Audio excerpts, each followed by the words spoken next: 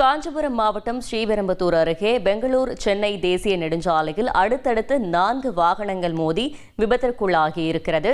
இதுகுறித்த கூடுதல் தகவல்களை செய்தியாளர் பத்மநாபன் வழங்கிட கேட்கலாம். பத்மநாபன், வணக்கம். இந்த விபத்திற்கான காரணம் என்ன? முழு விவரங்கள்.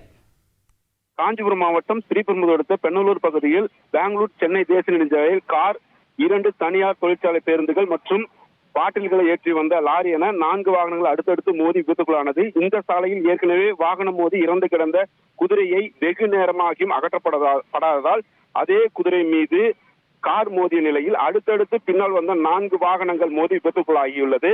காரில் வந்தவர்கள் மற்றும் பேருந்தில் வந்தவர்கள் என 5க்கும் மேற்பட்டோர் லேசான காயத்துடன் மீட்கப்பட்டு ஸ்ரீபெரும்புதூர் அரசு மருத்துவமனைக்கு 108 ஆம்புலன்ஸ் மூலம் சிகிச்சைக்கு அனுப்பி வைக்கப்பட்டனர். இந்த விபத்து குறித்து ஸ்ரீபெரும்புதூர் போலீசார் விசாரணை மேற்கொண்டு வருகின்றனர். இந்த விபத்து காரணமாக பெங்களூர் சென்னை தேசிய நெடுஞ்சாலையில் சிறிது நேரம் போக்குவரத்து நெரிசல் ஏற்பட்டது என்பது குறிப்பிடத்தக்கது.